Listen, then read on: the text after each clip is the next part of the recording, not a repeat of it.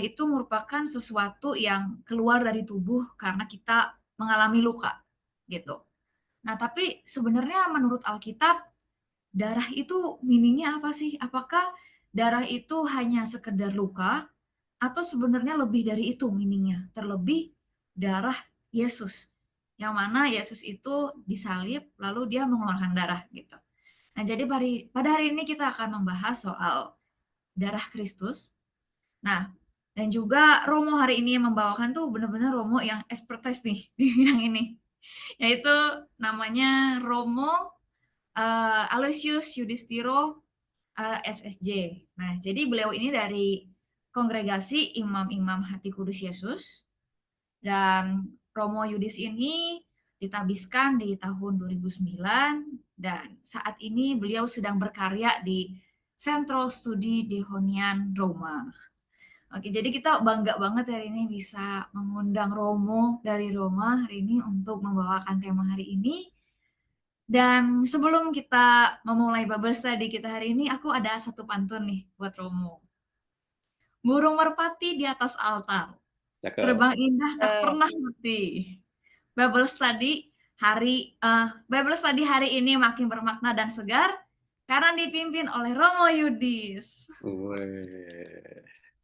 Oke, kalau gitu Lagi. marilah kita sambut Romo Yudis. Terima kasih.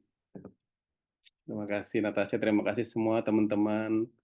Terima kasih undangannya ya buat ikut acara Bible Study untuk komunitas Yohanes Paulus kedua ini ya. Yohanes Paulus II kan ya, gitu. Betul. Saya senang diundang karena apa? Karena satu, ikut kegiatan kayak gini tuh bikin bikin terhibur karena komunitas orang-orang muda itu bikin bikin saya merasa bahwa ya kita masih punya masa depan gitu. Artinya karena anak-anak muda yang punya inisiatif buat kumpul, buat sembahyang, buat belajar itu artinya kita masih punya masa depan. Karena kalau di Eropa, eh, ya mungkin kalian udah tahu lah ya gitu, bahwa di Eropa itu gereja mengalami penurunan yang luar biasa gitu. Dan kalau kita ke gereja itu paling paling banter ketemu orang-orang tua dan binatang-binatang yang menemani mereka ya gitu, karena biasanya mereka bawa tuntunan.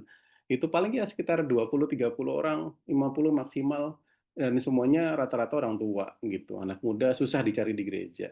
Walaupun juga sebetulnya kegiatan anak muda ya ada, tetapi nggak begitu hidup gitu. Makanya Paus Fransiskus lalu Paus Leo ini kan berusaha mempromosikan semangat baru untuk anak muda dengan mengkanonisasikan Carla Acutis dan Prasati, dua orang anak muda yang meninggal di usia muda dan punya semangat Kristen yang luar biasa, dan besok mereka akan jadi santo. Itu untuk mendorong anak muda supaya punya semangat kekudusan gitu. Nah, jadi ikut acara seperti ini tuh menjadi hiburan tersendiri bahwa kita masih punya masa depan, masih banyak anak muda dengan caranya tersendiri untuk menghidupkan imannya gitu. Dan sekaligus juga ingin belajar sebetulnya bagaimana perspektif kalian tentang hidup beriman, karena pasti masing-masing komunitas punya perspektif masing-masing. Kenapa saya ikut komunitas ini, apa yang saya dapat dari komunitas ini, apa yang saya dapat dari hidup bersama di komunitas ini, apa yang menumbuhkan iman saya dari kebersamaan ini, itu pasti sesuatu yang berharga gitu. Itu yang kedua, senang karena saya tuh terlalu banyak bergaul sama orang tua. Jadi eh, senang karena ketemu anak muda kan, jadi bisa tahu sekarang, oh kebutuhan anak muda, gayanya anak muda, perspektif berimannya orang muda itu seperti apa gitu. Dan itu perlu, karena kalau enggak saya sendiri merasa saya makin lama saya makin karatan ini. Jadi pemahaman iman saya masih zaman dahulu kala gitu. Cara pembahasannya juga zaman dahulu kala. Maka nanti kalau saya menerangkan apa namanya bahasa-bahasanya old school gitu ya sudah ya, mohon maaf sebelumnya ya. Saya terlalu banyak bergaul sama sama orang tua. Contoh tadi, ketika lagu pembuka tadi, lagu lagu awal tadi, itu keren lagunya kan gitu. Itu kalian bikin sendiri ya?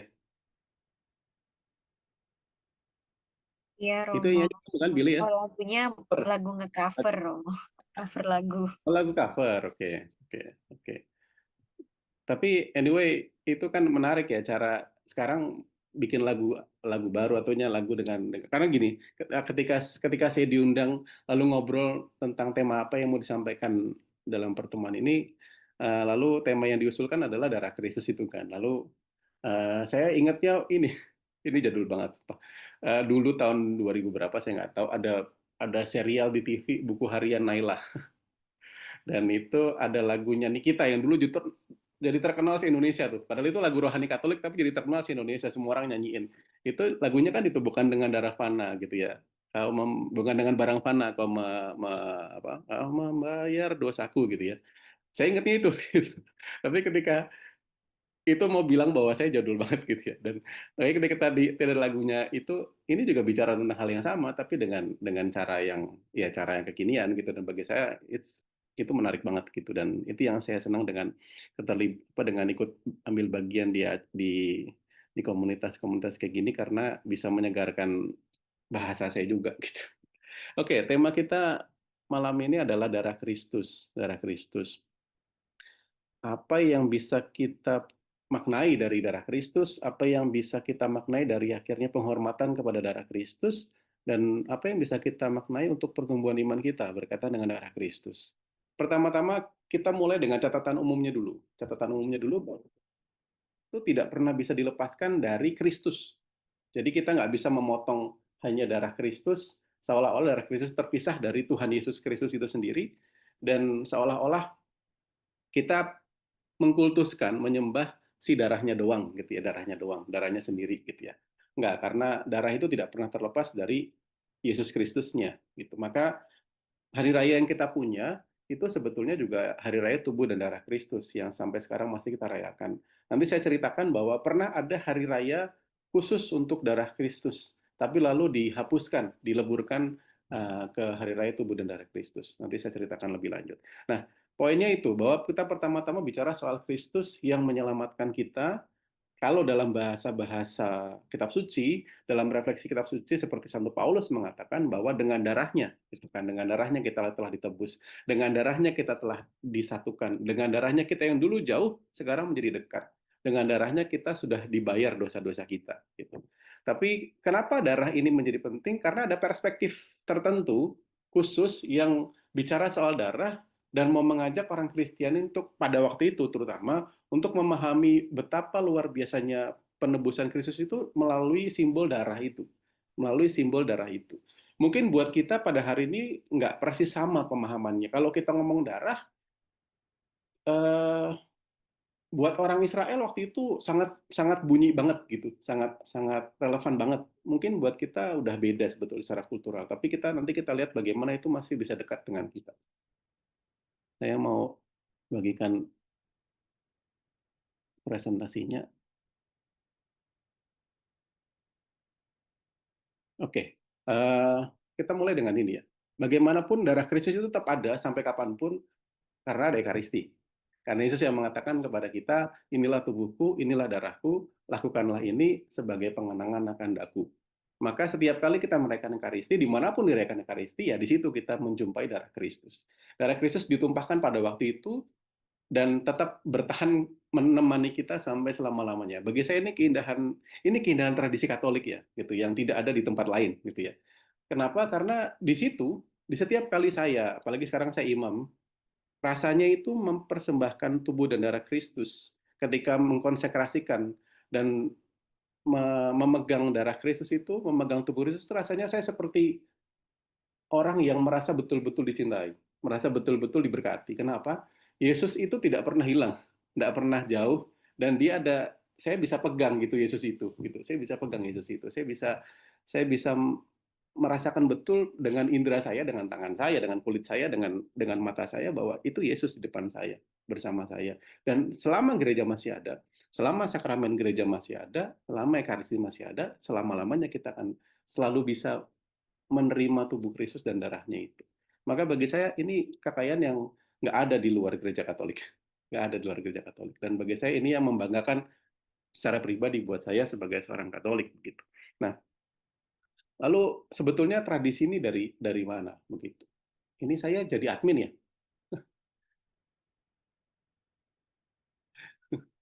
Oke, dari mana gitu. Nah, kita mulai dari sebetulnya tradisi yang lama sebetulnya, tapi saya akan mulai dari titik di mana Yesus menumpahkan darahnya. Yesus menumpahkan darahnya. Dalam kitab suci Perjanjian Baru ada ada dua momen dalam Injil terutama, ada dua momen di mana di situ Yesus menumpahkan darahnya. Yesus menumpahkan darahnya. Yang pertama sebetulnya peristiwa perjamuan terakhir, tapi saya mau mulai dengan ini karena lebih dramatis dan lebih kuat ininya.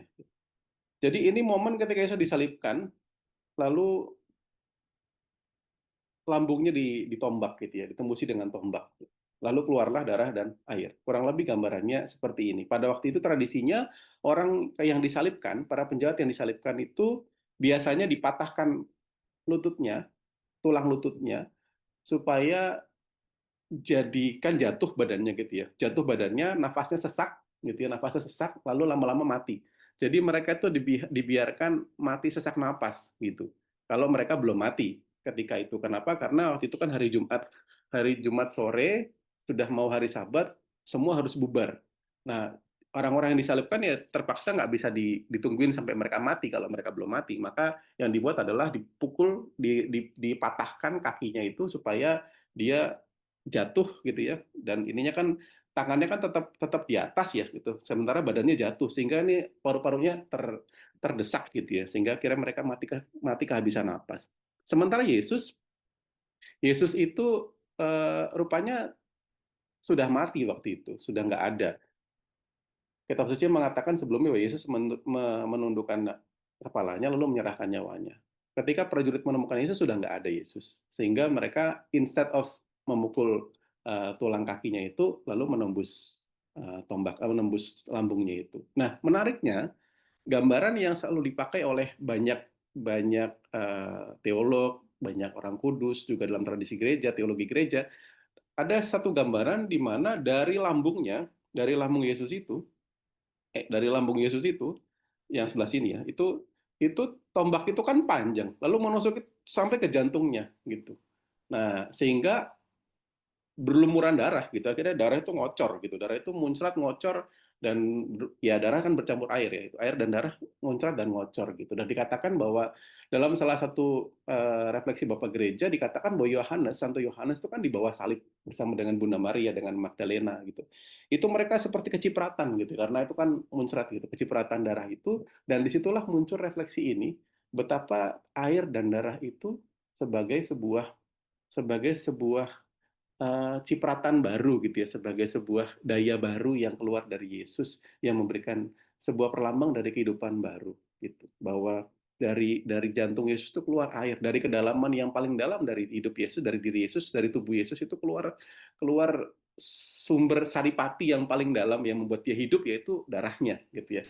Dan itu yang mengenai Yohanes dan para murid yang Bunda Maria dan murid yang masih di situ, dan dikatakan disitulah mereka memandang mereka kepada dia yang mereka tikam. Dikatakan tetapi ketika mereka sampai kepada Yesus dan melihat bahwa ia telah mati, mereka tidak mematahkan kakinya, tetapi seorang di antara prajurit itu menikam lambungnya dengan tombak dan segera mengalir keluar darah dan air.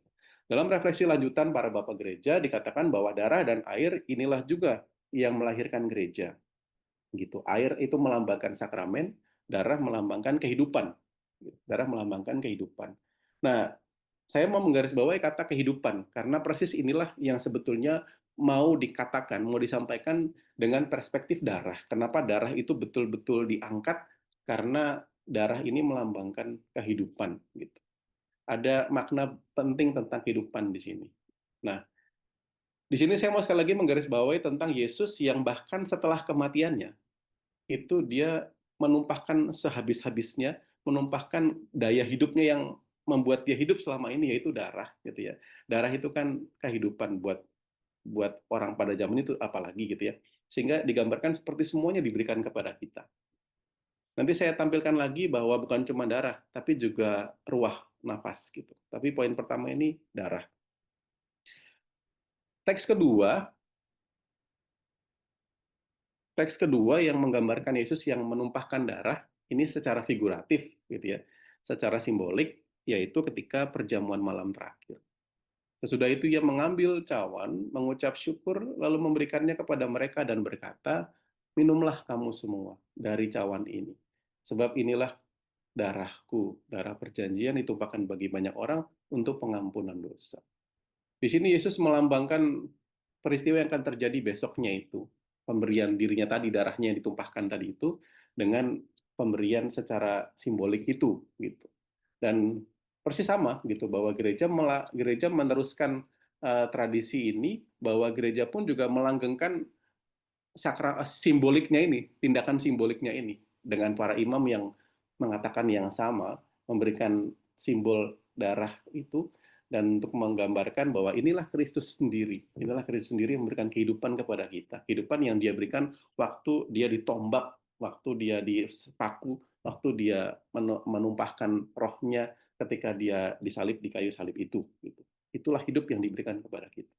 Dan poinnya itu hidup. Kenapa? Karena sebetulnya begini, pertanyaannya kan pada waktu itu kan ada kekhawatiran para murid tentang ini mau gimana gitu. Kelanjutan kita tuh mau gimana? Ini mau dibawa kemana nih kelompok kita gitu. Eh, karena Yesus sudah nggak ada, terus kita mau ngapain gitu? Kita mau ngapain? Apakah kita masih ada masa depan gitu kan? Itu satu secara komunitar ya, secara komunitas gitu kan. Ini kan sama kayak komunitas kalian suatu hari nanti mungkin apa leader atau panutan atau siapapun lah yang menjadi sosok yang penting itu nggak ada, terus mau gimana nih gitu mau. Tapi lebih penting dari itu, pertanyaan besar dari para murid adalah kalau penyelamat kita nggak ada gitu kan, kalau kita nggak punya lagi penyelamat atau orang yang menunjukkan kita jalan keselamatan maksudnya, itu bagaimana kita bisa menemukan hidup? Karena kata hidup itu menjadi pertanyaan besar untuk orang-orang Yahudi yang pada waktu itu dalam masa penjajahan. Mereka punya gagasan bahwa kita itu sedang dijajah sama Romawi. Dan kita butuh kebebasan, butuh kemerdekaan, butuh hidup yang sesungguhnya, yang nggak di bawah cengkeramannya Romawi. Dari mana nih gitu kan? Siapa yang bisa bawa kita ke sana? Nah, dulu banyak orang mengaku-ngaku Mesias gitu. Dan Yesus pun makanya dikatakan Yesus disebut Mesias oleh orang lain walaupun dia sendiri tidak pernah mengatakan dirinya Mesias. Tapi Yesus seperti memberi harapan bahwa dia ini bisa membawa kita kepada kehidupan yang menurut mereka adalah kebebasan, kemerdekaan dari penjajahan itu. Tetapi Yesus menunjukkan kepada mereka bahwa hidup yang mau dia bawa bukan hidup seperti itu, gitu. Dan itulah pertanyaan orang-orang pada waktu itu. Ini terus gimana nih kalau orang yang mau membawa kita pada hidup itu nggak ada, terus gimana, gitu kan? Nah, jadi kekhawatiran-kekhawatiran mengenai kelanjutan komunitas, kekhawatiran mengenai pertanyaan tentang kelanjutan hidup. Apakah kita akan sampai kepada hidup kekal yang dijanjikan Yesus? Apakah kita bisa hidup bahagia, lepas dari penjajahan, lepas dari persoalan, lepas dari penderitaan, lepas dari macam-macam? Apakah kita akan sampai ke situasi itu? Apakah mungkin gitu? Nah, ada hal seperti itu yang melatar belakangi pergulatan para murid tentang darah ini, tentang kehidupan ini, gitu. Nah, sisi lain itu di di apa ya dibentuk sama kultur juga, dibentuk sama kultur bahwa sejak zaman dahulu kala, sebelum Yesus ada, sebelum para murid ada, itu yang namanya persembahan darah itu sudah menjadi ritual yang biasa di mana-mana gitu, di semua suku, di semua kultur, di semua agama gitu, bahwa cara orang untuk sejak mengenal yang ilahi, idenya tuh begini, untuk mendapatkan hidup dan berkat dari yang ilahi, maka kita harus menyuap yang ilahi itu. Kita harus nyogok yang ilahi itu. Kita harus ngasih persembahan yang menyenangkan. Jadi konsepnya kan sama kayak kita sama orang-orang yang katakanlah orang tua gitu ya. Kalau kita mau lagi punya mau gitu ya sama orang tua, kita baik-baikin gitu kan. Kalau udah dapat ya udah gitu lupa gitu kan misalnya. Uh, kita nyogok Tuhan, nyogok yang ilahi dengan memberikan berkat, dengan memberikan persembahan itu supaya diberikan. Sama dengan konsep pesugihan misalnya gitu kan. Kita mempersembahkan sesuatu lalu tumbal atau apa untuk mendapatkan apa yang kita inginkan gitu. Awalnya begitu. Dan darah ini penting sekali. Kenapa? Karena darah itu melekat sama konsep hidup, bahwa darah itu sama dengan hidup, equal hidup gitu ya. Darah equal hidup gitu. Nggak ada darah mati. Kurang darah ya sama kan, lemes gitu kan, darah tinggi penyakit gitu, semuanya bergantung, hidup itu bergantung pada kondisi darah itu gitu. Maka orang meyakini bahwa darah ini sesuatu yang berharga betul, yang paling berharga dari manusia, dan makanya itu yang diberikan kepada yang ilahi gitu. Dan makanya hal-hal yang berkaitan sama darah ini sensitif sekali buat agama pada zaman dahulu kala gitu, dan dilestarikan sampai sekarang. Ini maaf sebentar untuk yang para perempuan. Misalnya, kalau kalian pasti pernah dengar tradisi kalau perempuan sedang menstruasi, itu tidak boleh menyentuh atau tidak boleh ikut perjamuan, ikut doa atau apa gitu ya. Sama kan sekarang untuk agama Islam begitu, untuk orang Yahudi masih begitu gitu ya. Kenapa? Karena darah itu dalam arti tertentu itu mencemari gitu kan, darah kotor atau apa pemahamannya gitu ya, itu mencemari. Kenapa? Karena tidak nyambung dengan kekudusannya Allah gitu. Tidak nyambung dengan persembahan yang sedang diberikan kepada Allah. Itu konsep tentang darah itu sedemikian sensitifnya untuk orang-orang berkaitan sama kehidupan dan kekudusan. Gitu.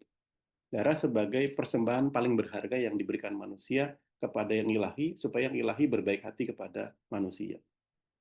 Nah, maka common idea-nya, gitu ya, ide yang sama, baik dalam Kristianitas maupun tradisi agama manapun, darah adalah daya kehidupan. Darah adalah daya kehidupan. Yang kedua, penumpahan darah adalah pemberian kehidupan, bahwa seperti hidup yang diberikan kepada si ilahi, supaya yang ilahi gantian ngasih kepada kita, ya sama juga gitu, seperti yang dibuat Yesus adalah ya daya kehidupan yang diberikan kepada kita. Nah, poinnya pada hidup itu, dari anxiety-nya orang-orang pada zaman itu tentang hidup kita bagaimana, apa yang bisa membawa kita pada hidup, yang oleh orang-orang di zaman itu juga, agama-agama yang lain, mereka menggunakan persembahan-persembahan itu untuk memberikan jaminan bagi mereka tentang kehidupan, kelangsungan kehidupan. Nah, lalu pertanyaan mereka ini, lalu kan pertanyaan berikutnya buat orang-orang Kristiani pada waktu itu, lalu ini darah Yesus ini apa maknanya buat kita gitu, dalam konteks pemaknaan soal hidup ini gitu, sebagai jaminan kehidupan ini gitu. Nah, disitulah bedanya dari antara Yesus dengan agama-agama yang lain, persembahan Yesus dengan agama yang lain. Itu kitab surat Ibrani itu memberikan penjelasan mengenai apa bedanya gitu. Persembahan kurban darah dan sebagainya itu umum banget di zaman itu. Semua orang melakukan. Orang Yahudi, persembahan orang Yahudi di Bait Allah pun juga begitu, yaitu orang memberikan persembahan kurban hewan, seperti Abraham akhirnya memberikan persembahan kurban hewan, seperti Habel memberikan persembahan kurban hewan gitu. Seperti juga yang terjadi gitu kan dengan pemahaman orang-orang Kristiani tertentu tentang Kristus. Yesus seperti yang sedang apa namanya, peristiwa salib itu seperti sebuah peristiwa persembahan yang sedang terjadi gitu loh. Ada orang, atau maaf ngomong, tumbal tertentu, kurban tertentu yang dipersembahkan kepada yang ilahi. Pemaknaannya orang-orang Yahudi seperti itu, pemaknaannya orang Kristiani tertentu seperti itu. Tetapi surat Ibrani mengatakan kepada kita bahwa nggak sama, nggak sama. Memang kita bisa bandingkan bahwa yang dibuat Kristus itu adalah sebuah persembahan, iya, gitu. Kita bisa mengatakan bahwa yang dibuat Kristus itu adalah sebuah persembahan, persembahan kepada Bapa. Gitu.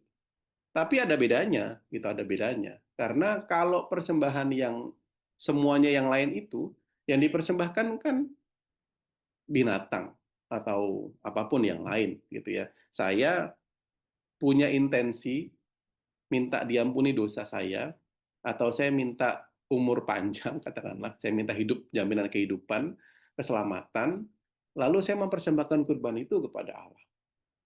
Lalu kurban saya berkenan kepada Allah dan saya mendapatkan berkat itu, gitu. Keyakinannya kan begitu. Sementara tidak sama dengan Yesus. Kenapa? Karena bukan saya mempersembahkan Yesus, bukan siapapun mempersembahkan, bukan Yesus mempersembahkan binatang, gitu kan. Tetapi bahwa yang melakukan persembahan ini adalah Allah sendiri. Dikatakan dalam Yohanes bab 3, dikatakan bahwa sedemikian besar kasih Allah kepada dunia sampai ia mengaruniakan anaknya sendiri. Gitu.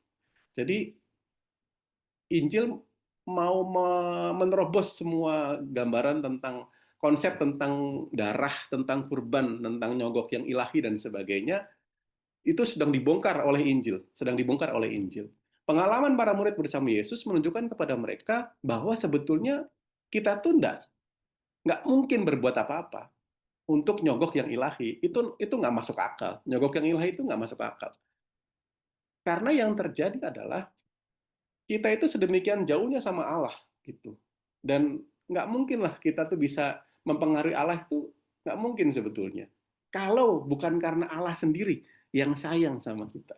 Dan poin ini yang ditegaskan oleh kitab suci, oleh para murid, oleh Injil, oleh Perjanjian Baru, betapa Allah itu sedemikian sayangnya kepada kita. Sampai Dia sendiri yang karena khawatir anak-anak manusia ini binasa, lalu Dia sendiri yang melakukan tindakan karya keselamatan itu. Dia sendiri yang mengutus putranya, memberikan anaknya yang tunggal yang Dia kasihi itu untuk menebus dosa. Maka ini bukan persembahan manusia, tapi persembahan dari Allah gitu, dari Allah. Sekali lagi nggak mungkin manusia itu menyogok Allah, itu nggak mungkin gitu. Kalian mau berdoa kayak apapun, itu tidak mungkin terjadi kalau konsepnya adalah kita sedang menyogok Allah gitu. Hanya bisa terjadi ketika Allahnya sendiri yang mengasihi kita. Dan itulah fenomenanya sebetulnya. Yang mau dikatakan di Injil adalah Allah itu sedemikian mengasihi kita. Gitu. Maka kalau berdoa dikatakan kalau berdoa jangan seperti orang nggak percaya, jangan seperti orang-orang yang nggak beriman. Berdoalah kepada Allah yang sayang sama kamu. Nggak usah kebanyakan bertele-tele macam-macam, ya katakan saja gitu. Apa yang mau kamu sampaikan kepada si Bapak yang sangat sayang sama kamu ini. Gitu. Itu pertama, bukan manusia mempersembahkan, tapi Allah. Allah. Ini revolusi gitu. Karena selama ini konsepnya manusia mempersembahkan, Allah memberkati. Enggak. Dari awal, dari titik paling awal, semuanya hanya Allah yang bekerja. Manusia dilibatkan dalam karya itu. Ingat bahwa dulu Allah, kitab suci itu dimulai dengan kata-kata pada mulanya Allah gitu ya. Pada mulanya Allah. Lalu Allah yang menciptakan langit dan bumi, memisahkan apa macam-macam, lalu terjadilah semesta ini, manusia dan sebagainya. Jadi dari awal itu selalu Allah yang berinisiatif dan sebagainya. Manusia dilibatkan dalam karya ini. Allah memanggil Abraham, Allah memanggil Musa, Allah memanggil para nabi dan sebagainya, termasuk memanggil kita semua. Yang kedua, bukan dengan darah hewan, gitu ya, bukan dengan darah siapapun, bukan dengan mengorbankan orang lain, tetapi dengan darah Yesus sendiri, dengan mengorbankan dirinya sendiri. Dan ini yang juga tidak ada dalam semua cerita apapun. Kebanyakan konsepnya saya mempersembahkan darahnya orang lain atau darahnya hal lain, binatang tadi. Tapi bukan darah saya sendiri. Bukan dengan darah hewan, bukan dengan darah apa, tapi darah Yesus sendiri. Yesus yang menumpahkan darahnya buat karya keselamatan itu. Dan bukan dari orang berdosa untuk diampuni. Jadi konteksnya bukan saya lagi punya kebutuhan lalu saya mempersembahkan, tapi Allah ini nggak punya kebutuhan apa-apa. Kebutuhan satu-satunya hanya sayang sama manusia, mencintai manusia dan ingin manusia itu nggak binasa. Maka ini adalah sebuah persembahan justru dari yang kudus itu, yang nggak punya dosa itu mempersembahkan dirinya untuk mengampuni. Ini yang nggak ada lagi gitu. Ini nggak ada di mana-mana di konsep pada zaman itu. Bahwa yang kudus itu sendiri yang datang untuk mengampuni dengan cara yang seperti itu. Gitu. Dan yang terakhir dikatakan itu bahwa dari Yesus lalu menyegel. Sekarang sudah ada perjanjian yang baru antara Allah dengan ciptaannya. Bahwa dengan darah Yesus ini itu terjadi situasi yang sebetulnya adalah begini. Satu sisi sebetulnya gini, Yesus itu kan adalah perjumpaan, titik perjumpaan dan persatuan antara Allah, Yesus sebagai Allah kan. Yesus itu kan Allah, Sang Sabda, Allah Putra. Jadi Allah yang bertemu dengan manusia, Yesus sekaligus juga manusia. Di dalam Yesus terjadi perjumpaan antara Allah dengan manusia. Allah yang mengasihi dengan manusia, Yesus ini yang juga mengasihi Allah dengan ketaatannya. Mau memberikan dirinya untuk menyelamatkan manusia itu. Mau taat sama Bapaknya sampai di level yang paling ngeri itu kan gitu. Sampai dikatakan ketika di Getsemani itu kan Yesus mengatakan kalau boleh semuanya berlalu, kalau kehendakku yang boleh terjadi ya biarlah semuanya berlalu, tapi bukan kehendakku melainkan kehendakmu. Dan terjadilah itu. Jadi di dalam Yesus yang adalah Allah dan manusia terjadi perjumpaan yang harmonis antara Allah dengan manusia dan itulah yang disebut perjanjian baru. Yesus mewakili sekaligus Allah, pihaknya Allah sekaligus mewakili pihaknya manusia gitu. Maka dikatakan dalam Efesus, di dalam Kristus kamu yang dulu jauh sekarang jadi dekat. Dulu manusia yang memisahkan diri, ini kan Allahnya tetap sayang sama manusia nih. Tetap nyariin manusia gitu ya. Manusianya tuh jauh gitu. Dan Yesus yang mewakili kita. Yesus mewakili kita mendekat pada Allah supaya terjadi perjumpaan dan persatuan lagi dengan Allah yang harmonis itu. Itulah keselamatan. Dan dia membawa serta semua orang bersama dia. Semua ciptaan bersama dengan dia. Maka dikatakan Yesus pun juga turun ke tempat penantian untuk menyelamatkan yang sudah meninggal sebelum Yesus gitu kan. Bahwa semuanya yang sudah meninggal maupun yang masih akan hidup ratusan ribu tahun setelah Yesus, katakanlah kalau dunia masih ada, semuanya dibawa serta oleh Yesus gitu. Dan itulah sebetulnya peristiwa keselamatan, bahwa darah itu menyegel. Jadi dari konsep persembahan, hidup yang diberikan, hidup yang darah yang adalah hidup yang equal sama dengan hidup gitu ya. Lalu juga darah yang bisa menjadi simbol untuk menyogok yang ilahi, membuat perjanjian antara yang ilahi dengan yang manusiawi ini. Lalu dari situ para murid mengambil sebuah pemaknaan baru bahwa darah itu memang adalah kehidupan yang diberikan Yesus kepada kita. Tetapi tidak sama dengan yang semuanya itu, karena Yesus punya kekhususannya. Dan darah itulah yang juga menyegel, karena dia yang mewakili kita, sekaligus mewakili Allah untuk ketemu, untuk berjumpa, dan memulihkan kembali kehidupan yang baru itu. Sampai sini apakah cukup jelas atau tidak jelas? Kalau ada pertanyaan sebelum dilanjutkan. Atau ada hal yang mau di...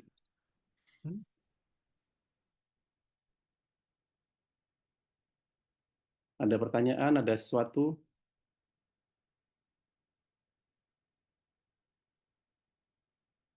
Mau dilanjutkan? Boleh, Romo, dilanjutkan. Nanti kita di akhir sesi bisa ada sesi tanya jawab bagi teman-teman yang mau. Tapi bagi teman-teman yang mungkin masih bingung atau mau bertanya, boleh disiapin pertanyaannya. Nanti bisa langsung ditanyakan ke Romo atau bisa langsung chat box. Bisa private ke saya atau mungkin bisa juga langsung di chat box rame-rame. Ya, oke. Baik, nah, jadi peristiwa salib Yesus itu bisa dibilang persembahan kurban darah, oke, bisa. Tapi juga tidak, gitu ya. Iya dan tidak, gitu ya. Karena sekali lagi yang direnungkan para murid itu poinnya mereka bukan soal apa gornya itu ya, menumpahkan darahnya itu ya, bleedingnya dan sebagainya. Bukan soal berapa banyak darah yang ditumpahkan atau model persembahan yang sempurna atau enggak. Yang paling penting buat mereka adalah bahwa itu sebuah pernyataan kasih Allah. Bagaimana Allah yang segitu sayangnya sama manusia itu sampai melakukan hal itu untuk menyelamatkan manusia, dan bahwa dengan menumpahkan darahnya itulah Yesus tadi mewakili kedua pihak ini untuk berdamai, untuk menyatu lagi gitu. Maka buat Injil Yohanes, peristiwa salib adalah sebuah peristiwa kemuliaan, bukan sebuah peristiwa peristiwa kehancuran, bukan peristiwa kematian yang adalah akhir dari segala sesuatu. Justru ini adalah peristiwa kemuliaan, karena di momen itulah tertumpahkan semuanya, tertumpahkan kehidupan itu gitu. Disitulah terjadi perjumpaan lagi tadi itu gitu. Ini momen silaturahmi gitu ya, antara Allah dengan manusia, persatuan kembali, momen tertumpahkannya hidup yang diberikan. Justru itulah maka Injil Yohanes selalu menegaskan bahwa salib adalah sebuah momen kemuliaan. Maka di situ kalau saya tampilkan tiga titik dalam Injil Yohanes ini. Satu,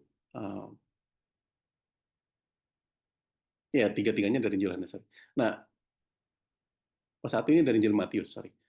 Aku berkata kepadamu, ini kan menarik ya, bahwa ketika itu Yesus disalibkan bersamaan dengan dua orang penjahat, gitu ya. Dan satu itu percaya, satu tidak percaya. Tetapi anyway, gitu ya, kepada dia yang percaya dan mungkin sebetulnya kepada yang tidak percaya juga, bahwa aku berkata kepadamu, sesungguhnya hari ini juga engkau akan bersama-sama dengan aku di dalam Firdaus. Bayangkan sama-sama disalib, tapi Yesus mengatakan kamu hari ini akan ikut sama saya di Firdaus. Itu sebuah garansi yang diberikan. Ini ceritanya tuh nggak logis sebetulnya kalau secara kacamata manusiawi. Kenapa? Karena orang ini lagi disalib ngomong begitu, memberi garansi bahwa kamu akan ada di Firdaus. Ini kan sebuah pernyataan yang jelas bahwa buat Yesus kematian ini bukan kehancuran, kematian ini bukan bukan peristiwa tragedi yang naas, tetapi ini jalan keselamatan. Kata-kata itu sebetulnya mau mengatakan kepada semua orang yang percaya pada Yesus itu bahwa no, no, kamu bawa salib ini sama saya dan hari ini juga kamu akan sama saya di Firdaus. Karena salib adalah sebuah jalan keselamatan. Lalu dikatakan dalam Injil Yohanes bab 19 itu, mereka akan memandang kepada Dia yang telah mereka tikam. Gitu. Bahwa yang ditikam, yang harusnya ditikam itu kan penderitaan ya, itu kan hukuman gitu kan. Yang harusnya dia adalah penjahat terhukum, yang dipermalukan, yang jahat, yang tragis, yang naas, yang semuanya gitu ya. Tapi justru malah dia itu yang menjadi lambang keselamatan, sumber keselamatan. Lalu malah disandingkan dengan peristiwa apa namanya ular yang ditinggikan di salib itu di kayu palang itu oleh Musa ketika orang-orang Israel itu kan dipagut oleh ular berbisa itu gitu. Lalu ada ular yang dinaikkan di atas palang itu dan semua memandang kepada yang ditinggikan itu gitu bahwa dia yang dipalang itu bukanlah orang yang mati, tetapi justru dia adalah sumber kehidupan itu sendiri gitu. Dan orang yang mau hidup, yang mau mengalami hidup sesungguhnya di dalam Yesus itu harus memandang kepada dia yang mereka tikam, harus memandang kepada salib itu. Dan itu yang kita buat sampai hari ini, toh memandang kepada salib itu. Dan yang poin titik yang ketiga yang saya sebut juga momen kemuliaan dan kehidupan itu adalah ketika Yesus digambarkan mengatakan sudah selesai, tetelestai, accomplished, ya sudah selesai. Misi saya sudah tercapai, sudah tergenapi, sudah paripurna, selesai, udah saya jalankan semuanya sampai akhir. Dan di momen itu selesai nggak berarti Yesus itu lalu udahan gitu ya. Yang dibuat itu malah menarik. Dia menundukkan kepalanya dan menyerahkan nyawa. Nah, nyawa ini sebetulnya mengacu kepada kata ruah. Ruah bukan buku renungan ya. Ruah itu adalah nafas. Nafas. Kita ingat bahwa dulu dalam kitab Kejadian dikatakan bahwa Allah itu menciptakan manusia dari debu, dari tanah, lalu menghembuskan rohnya pada manusia dan hiduplah manusia itu, gitu kan gambarannya. Jadi yang menjadikan manusia hidup itu adalah nafas ilahi itu, nefesh Adonai gitu ya, ruahnya Allah ini. Dan itu yang membuat manusia hidup. Itulah apa namanya aliran kehidupannya dan itu diberikan Yesus kepada dunia gitu. Jadi ketika dia meninggal bukannya dia lalu udahan pensiun gitu enggak. Justru dia menundukkan kepala dan nafasnya, nyawanya, hidupnya itu ditumpahkan ke bumi gitu. Jadi sejak saat itu hidup Yesus itu ada di bumi. Rohnya Yesus, Roh Kudus itu ada di bumi. Sejak saat itu sampai selama-lamanya. Jadi salib itu memberikan kita dua gambaran tentang bagaimana hidup itu diberikan, yaitu dengan darah yang ditumpahkan dan nafas atau nyawa yang diserahkan. Dan itu menggambarkan kepada kita bahwa kehidupan itu dimulai dari situ.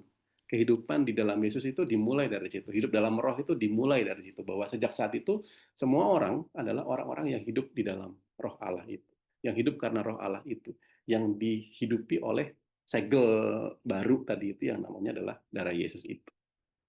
Nah, itu maknanya sedemikian dalam dan itu yang sepanjang sejarah Kristianitas kita, sepanjang sejarah kita sebagai orang Kristen itu sedemikian mendalam direnungkan oleh banyak orang gitu. Dari para bapak gereja, santo-santa, para teolog, filsuf, macam-macam orang gitu ya.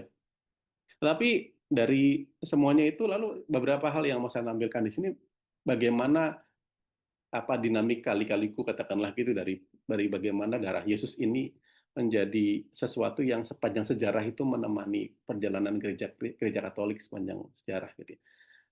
Ada peristiwa-peristiwa menarik tentang mujizat tubuh dan darah Yesus. Sekali lagi darah Yesus tidak pernah bisa dilepaskan dari tubuhnya ya gitu karena nggak mungkin gitu ada darah sendiri tubuh sendiri nggak nyatu. Lagi tadi udah jelaskan semuanya. Nah, dalam sejarah gereja Katolik, dalam sejarah Kristianitas itu ada banyak peristiwa mujizat tubuh dan darah Kristus. Beato Carlo Acutis termasuk yang sangat sangat tekun mengumpulkan semua cerita tentang mujizat-mujizat Ekaristi dia. Saya hanya menampilkan sebagian ini yang ada di Italia ini, ada di Italia. Kalau kalian sempat ke Italia atau yang udah pernah ke Italia, jadi penasaran mau ke Italia lagi ya, ini ada 3 tempat di Italia yang menyimpan tiga relikwi peninggalan dari mujizat itu. Yang pertama terdiri di Lanciano. Lanciano itu agak di sebelah mana ya? Itali sebelah timur agak utara Italia, agak selatan Italia. Nah, di Lanciano itu tahun 750 ada seorang apa namanya Romo yang meragukan gitu, yang meragukan bahwa itu sungguh-sungguh darah dan tubuh Yesus gitu. Dan dia mempersembahkan Ekaristi, dan itulah dia kemudian menemukan ketika dia mempersembahkan Ekaristi itu bahwa yang dia konsakrir itu betul-betul menjadi tubuh dan darah karena jejak-jejak darah gitu, jejak daging gitu, jejak daging. Dan setelah melalui penyelidikan betul bahwa itu adalah daging dan darah yang fresh, fresh gitu. Itu di Lanciano. Lalu yang kemudian yang kedua di Bolsena, itu daerah sedikit utaranya Roma. Tahun 1263 itu juga sama kejadiannya. Ada seorang rahib ini bahkan biarawan gitu ya, yang juga sama dia dia meragukan. Nah ceritanya dia tuh sampai pergi ke Roma untuk apa ya, berusaha untuk menghidupkan keyakinannya bahwa ini betul-betul tubuh dan darah Kristus. Eh, Lalu sampai di Roma itu dia merasa oh iya yakin, saya yakin gitu ya, saya yakin oh iya benar kok, ini benar kok gitu. Begitu dia pulang lagi ke kampungnya, dalam perjalanan kok muncul lagi keraguannya gitu. Nah akhirnya dia mampir di sebuah tempat, ada sebuah gereja di situ, dia merayakan Ekaristi di situ, dan dalam situasi keraguan menghinggapi dia lagi, dia merayakan Ekaristi itu, dan terjadilah ketika rupanya uh, ada titik-titik darah yang ada di hosti itu gitu. Dan setelah menilai pendidikan ya itu betul darah segar gitu, yang ada juga bukan hanya darah segar tapi ada apa serpihan seperti otot jantung gitu yang ditemukan di situ gitu. Nah lalu sekian tahun setelahnya di tempat lain, Kasia itu di Umbria dekat Assisi ya, sekitar 70 kilo dari Assisi, itu ada seorang imam yang dengan santainya itu dia ceritanya dia tuh mau ngasih komuni kepada orang sakit gitu. Dia membawa komuni itu untuk memberikan kepada orang, tapi dia simpen karena mungkin dia mikirnya perjalanan susah bawanya, dia taruh di dalam buku gitu. Jadi dijadiin pembatas buku gitulah ya gitu. Terus dia tenteng gitu dia tenteng gitu. Nggak diletakkan di Pixies atau apa tempat yang lebih proper, tapi dia udah masukin buku, udah ditonteng, nanti dia bawa dan nanti baru dikasih orang katakanlah gitu. Dan ketika dia sampai di satu tempat, satu gereja, dia buka itu, dia melihat bahwa ketika dia buka bukunya itu ya sudah ada partikel-partikel tubuh itu, partikel daging dan darah itu. Dan akhirnya dia berikan kepada seorang Romo yang akhirnya jadi seorang beato di Kasia namanya tempatnya, dan sampai sekarang juga disimpan di sana gitu. Belum lama saya ke Kasia untuk juga melihat itu gitu, berdoa di situ, ziarah di situ. Nah, itu hanya menggambarkan betapa kisah tentang tubuh dan darah ini kisah yang terus menemani gereja Katolik gitu ya. Seperti menemani orang-orang dalam perjalanan iman yang kadang-kadang kita nggak selalu percaya. Kita kadang ya ada keraguannya lah gitu kan. Apalagi misalnya hidup zaman sekarang gitu kan, banyak banyak tantangan, mungkin kurang informasi, kurang pembelajaran, atau hidup kita dalam perjalanan kita juga ngerasa kok kayaknya saya kurang mantep, saya kok nggak yakin-yakin banget gitu kan. Dan itu peristiwa-peristiwa terjadi gitu ya, untuk menemani dan mengingatkan kita betapa itu betul-betul tubuh dan darah Kristus, bahwa itu bukan cuman sandiwara loh, Ekaris itu bukan cuman Romo gaya-gayaan sandiwara gitu ya, pura-pura, enggak, itu memang sungguh tubuh dan darah Kristus, dan itu yang terjadi dalam perjalanan sejarah. Nah, lalu di masa-masa selanjutnya ada orang-orang yang punya penghormatan khusus kepada tubuh dan darah Kristus ini, kepada darah Yesus terutama. Ada yang pertama Santo Gaspar del Bufalo, orang Italia, yang sebetulnya dia dekat dengan seorang paus yang waktu itu menyadari sekitar tahun abad 16 menyadari bahwa gereja membutuhkan semangat gairah baru ya, gairah baru karena udah mulai semangat orang udah mulai menurun secara keimanan gitu karena perang dan karena macam-macam. Lalu eh, dia mendorong si Santo Gaspar ini untuk mempromosikan gerakan devosional dan waktu itu yang dipromosikan adalah devosi kepada darah Yesus, mengingatkan masyarakat pada waktu itu, umat pada waktu itu betapa darah inilah yang menyelamatkan kita, darah ini yang menyegel perjanjian baru, darah inilah yang membawa kita pada kehidupan baru dan sebagainya. Dan ini menjadi devosi yang menyebar luas, sangat kuat di Italia pada waktu itu, dan sedemikian kuat sampai, nah ini dua paus ini orang Italia, dua-duanya punya relasi yang sangat dalam dengan devosi ini rupanya. Karena terutama Paus Yohanes 23 itu dia mengatakan, dari kecil saya itu tiap hari berdoanya devosi darah Yesus, dan ibu saya, nenek saya, keluarga saya itu terus menanamkan di kepala saya tentang betapa betapa dalamnya makna darah Yesus itu dalam iman kita gitu.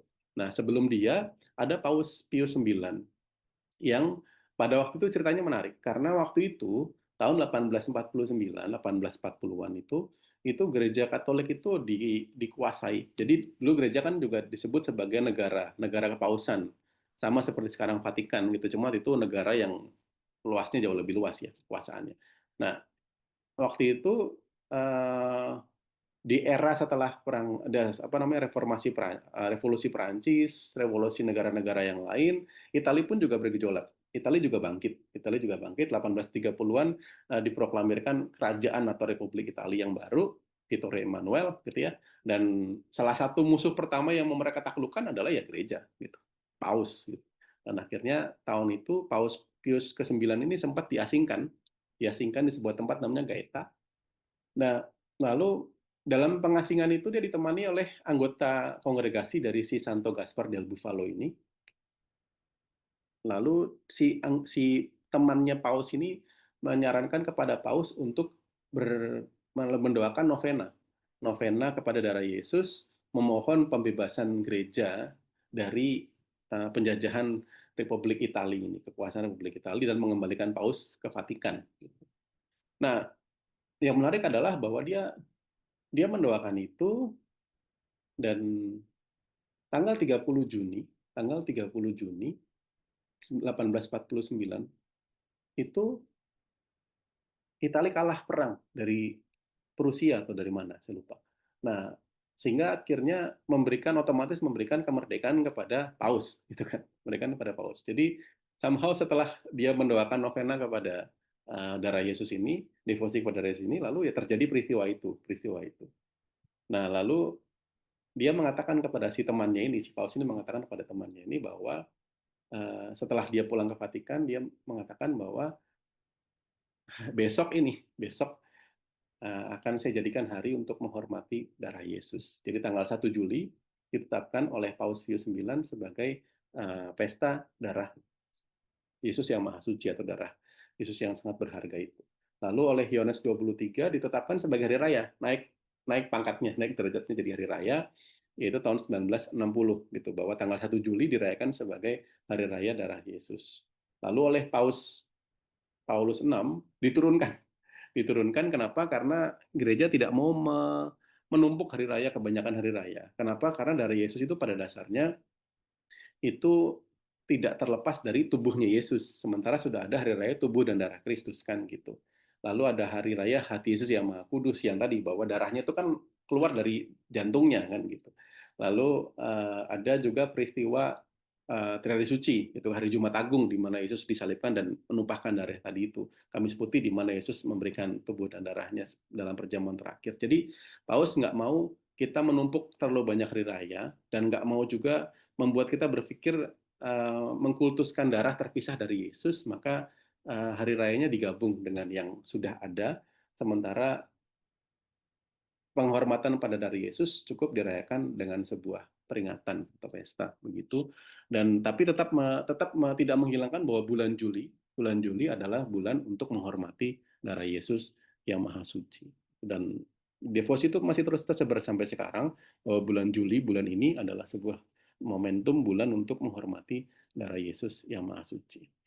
Banyak cara untuk mendoakannya, devosi-devosinya ini macam-macam gitu ya.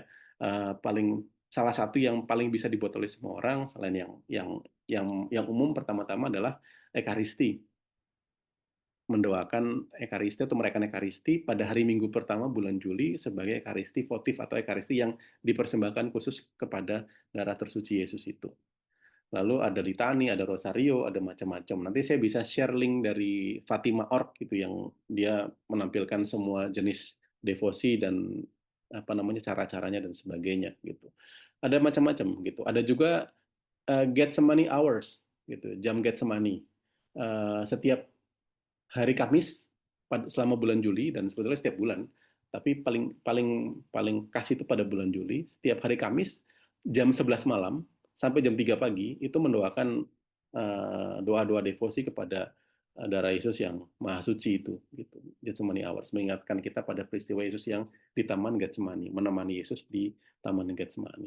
Ada macam-macam, tetapi poinnya saya saya mau menggarisbawahi sekali lagi betapa ini adalah sebuah pernyataan cinta Kristus yang luar biasa. Darah ini adalah simbol dari cinta yang nggak pernah ada habisnya buat kita.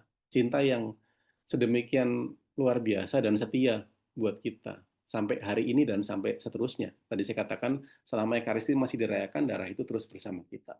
Dan yang kedua, kehidupan baru yang diberikan Kristus kepada kita, bahwa dia tumpahkan darahnya, dia berikan nafas nyawanya itu untuk memberikan kita hidup, bahwa kita bukan lagi manusia yang sama dengan yang dulu. Kita adalah manusia yang hidupnya itu bukan dari tanah, tapi kita itu manusia yang sekarang ini, kita manusia dalam Kristus itu adalah manusia yang hidupnya itu dari nafasnya Kristus, manusia yang hidupnya dari darahnya Kristus. Kita bukan orang-orang yang dibentuk dari tanah lagi saja gitu ya, tapi kita orang-orang yang dihidupi oleh nafas dan darahnya Kristus. Dan panggilannya lalu adalah bagaimana menjadi apa namanya singa, kalau bahasanya Paus Yohanes 23 itu menarik, menjadi singa seperti Kristus yang mengaum penuh gairah untuk melanjutkan karya Kristus itu, membawa semangat kasih dan keselamatan itu kepada dunia gitu. Maka saya mau mengutip kalimatnya Santo Yohanes 23, beliau sudah jadi santo. Ini menarik, dalam satu surat yang ditulis beliau untuk mempromosikan devosi kepada darah Yesus itu, dia mengingatkan kita betapa pentingnya makna darah ini untuk kehidupan kita, dan betapa kita diundang untuk menjadi orang-orang yang betul-betul hidup gitu, yang darahnya tuh wah nggak kurang darah lah gitunya gitu. Betul-betul hidup dalam kasih dan membawa karya Kristus, terus melanjutkan karya Kristus dalam kehidupan kita gitu. As often as they come worthily, ini penting ya, worthily to this holy table, they will receive more abundant fruits of the redemption and resurrection and eternal life won for all men by the blood Christ shed through the Holy Spirit. Bagian pertama penting. As often as they come worthily, gitu ya. Jadi datang dengan layak. Jadi sesering-seringnya lah, gitu ya. Sesering-seringnya orang datang dengan layak kepada meja perjamuan ini, dan orang akan mendapatkan berkat itu, berkat. Datang dengan layak itu penting ya, gitu. Karena kita seringkali mungkin datang kepada perjamuan Tuhan tidak dengan kelayakan, atau tidak cukup layak. Bukan layak karena kita dosanya, bukan. Tapi apa ya, disposisi ya, sikap batin, niat batin, keterarahan batin, gitu. Saya itu pernah satu ketika itu heran. Saya suatu ketika misa jadi umat. Saya misa jadi umat karena dalam perjalanan sambil nunggu transit pesawat, saya mampir di gereja, saya misa di Jakarta. Saya misa, di depan saya itu ada satu keluarga. Lalu ada satu anak perempuan di keluarga itu, sepanjang misa itu dia main gadgetnya. Terus gitu ya. Pas komuni, dia bangun ikut komuni, terima komuni, balik lagi, ya main gadgetnya lagi gitu ya. Saya mikirnya, ini anak ngapain sebetulnya gitu. Tapi ya sudahlah, saya tidak mau menghakimi anak perempuan itu, tetapi saya merasa bahwa kadang-kadang kita tidak datang ke gereja dengan niatan, persiapan, sikap batin, posisi batin yang cukup terarah kepada Tuhan gitu. Nah, worth itu di situ. gitu ya.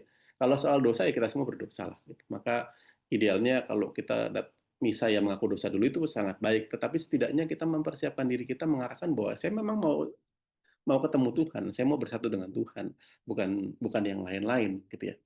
Nah, kita akan menerima dikatakan buah dari penebusan Kristus itu yang dengan darah yang ditumpahkan yang sudah diberikan pada kita dengan darah yang ditumpahkan Kristus itu. Nah, nourished by His body and blood, sharing the divine strength that has sustained countless martyrs, they will stand up to the slings and arrows of each day's fortunes.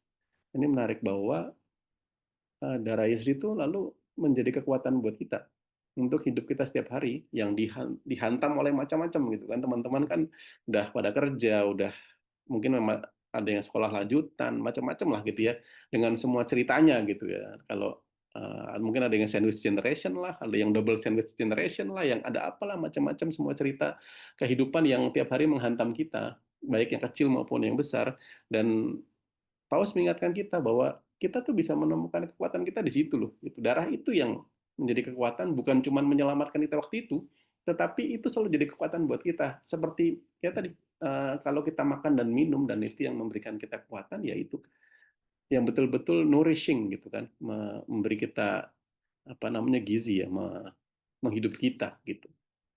Seperti juga yang memberi kekuatan bagi para martir gitu, begitu banyak para martir. Even if need be to martyrdom itself for the sake of Christian virtue and the kingdom of God. Termasuk itu pertanyaan beliau, kalaupun kita harus menjadi martir, ya darah itu yang menguatkan kita.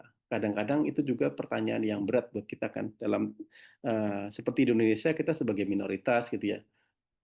Kita dihadapkan pada lepas dari minoritas pun juga dihadapkan pada banyak pertanyaan tentang value gitu. Apakah saya masih mempertahankan value iman Kristeni saya atau saya mau menego gitu ya, mengorbankan value iman Kristeni saya demi mendapatkan apalah, demi apapun yang saya butuhkan gitu ya. Ada nego semacam itu. Itu kan kemartiran juga ya. Saya pokoknya dalam segala situasi value iman saya itu nomor satu gitu, dan saya nggak mau mengorbankan untuk apapun gitu. Itu kan kemartiran gitu. Dan kita dihadapkan pertanyaan dan tantangan itu setiap hari gitu ya. Entah soal pekerjaan, entah soal uang, entah soal relasi, entah soal kehidupan masyarakat, macam-macam gitu. Dan itu menjadi pertanyaan buat kita. Darah Kristus itu selalu menempatkan kita pada sebuah posisi itu loh, bahwa mengingatkan kita ini loh, kita tuh dihidupi oleh darah ini dan kita hidup karena darah ini gitu. Dan let us then come back from the table like lions breathing out fire gitu ya, like betul-betul seperti singa yang mengeluarkan api gitu. Thus becoming terrifying to the devil.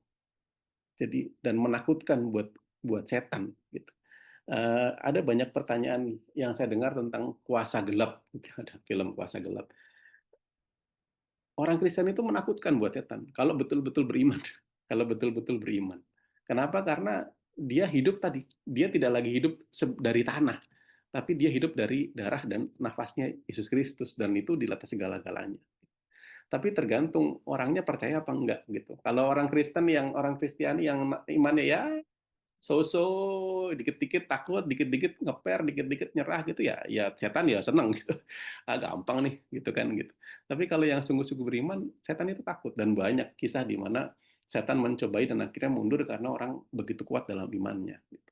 And remaining mindful of our heart, our head, and of the love He has shown for us. Gitu. Dan menjadi orang-orang yang terus diingatkan dan ingat sadar, oh ya saya ini hidup karena itu, hidup dari itu. This blood, when worthily received, drives away demons and put them at a distance from us, menjauhkan setan dari kita. Dan even summons to us angels and Lord of angels. Menarik ya. Ini bukan simbolik aja. Ini bukan penghiburan belaka dari seorang paus, tetapi ya itu realitanya. Orang yang dekat dengan Ekaristi itu dijauhi oleh kuasa kegelapan dan dikelilingi oleh malaikat. Santo Yohanes Maria dari Vianney mengatakan, ketika dia merayakan Ekaristi, ketika doa kudus itu didoakan atau lagu kudus dia nyanyikan, dia tuh tiba-tiba seperti melihat di sekeliling altar, di sekeliling imam yang sedang mempersembahkan misa itu, itu begitu banyak malaikat mengelilingi altar itu, begitu ya. Seperti lagu Kudus itu yang nyanyikan itu ya mereka itu sendiri. Kudus Kudus itu yang nyanyi malaikat itu sendiri, dikatakan begitu sama dia. Dan betapa sungguh luar biasa gitu momentum itu, persembahan darah Kristus itu gitu. This blood poured out in abundance has washed the whole world clean.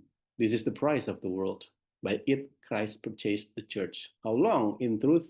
Ya, pertanyaannya, how long shall we be attached to present things? Sampai kapan lalu kita mau terus-terusan membiarkan diri kita lebih melekat kepada hal-hal yang melenakan kita, gitu ya. How long shall we remain asleep? Sampai kapan kita mau bobok-bobok terus, mau jadi orang Kristen yang ya begitulah gitu ya. How long shall we not take thought for our own salvation, our own salvation? Let us remember what privileges God has bestowed on us. Let us give thanks, let us glorify Him, not only by faith, but also by our very works. Ingat betapa segitunya Allah itu sayang sama kita sampai segitunya dengan semua cara itu. Maka mari kita bersyukur, mari kita memuliakan Dia, mari kita percaya, bukan cuma dengan kata-kata, tapi sampai kepada semua aspek kehidupan kita. Dalam semua perjuangan dan tantangan kita setiap hari, berjuang supaya di situ tuh nama Tuhan betul-betul dimuliakan oleh hidup kita. Dan akhirnya selesai sudah. Thank you Romo, luar biasa ini rasanya merinding banget sih waktu Romo sharing. Maksudnya ya dari yang tadi, kita dapatkan di sini ya, nggak menyangka yang tadinya darah itu dimaknai dengan sesuatu yang ibaratnya kita ingin meminta sesuatu dari orang yang kita persembahkan ya, mempersembahkan sesuatu, misalnya pengen kekayaan atau apa, tapi dengan adanya Yesus ini kayak, apa ya, ada suatu perjanjian yang baru, bahwa darah Yesus ini benar-benar bisa menyelamatkan kita, karena Tuhan sendirilah loh yang Dia persembahkan dirinya gitu, untuk lebih bisa mendekatkan diri pada manusia gitu. Dan semakin mendekatkan diri, Tuhan pada kita dan kita juga membuka hati untuk Tuhan, kita benar-benar bisa disingkirkan dari segala kuasa-kuasa gelap dan segala macam. Itu bener-bener kayak luar biasa banget betapa, cintanya, betapa besarnya cinta Tuhan pada manusia. Semoga apa yang udah Romo jelaskan pada hari ini bisa menjadi pengetahuan yang baru buat kita, dan juga kita bisa semakin dekat dengan Tuhan, kita merasa dicintai oleh Tuhan dan nggak galau-galau lagi, gitu. Teman-teman kasih hati dong ke Romo sebelum Romo kasih berkat penutup. Makasih Romo pengajaran hari ini. Sama-sama. Ya mau minta tolong Romo untuk kasih berkat penutup dan juga Iya, iya, doa. iya. Canda, canda. Oke, mari kita berdoa. Oh, sebelumnya terima kasih ya teman-teman sekali lagi bisa sharing sama teman-teman semua di sini. Semoga berguna gitu ya. Dan saya juga berharap semoga komunitas ini bisa bertumbuh, teman-teman bisa bertumbuh dalam komunitas ini, semakin bertumbuh dalam iman, dalam harapan, dalam kasih. Dan kalau mau ke Italia suatu hari nanti, silahkan boleh boleh menghubungi saya atau siapa boleh menghubungi saya kalau nanti misalnya mau ziarah ke tempat-tempat ekaristi tadi juga bisa, atau mau ziarah pintu suci juga bisa, atau apa nanti. Begitu, welcome nanti. Begitu. Terima kasih sekali lagi. Mari kita tutup dengan doa.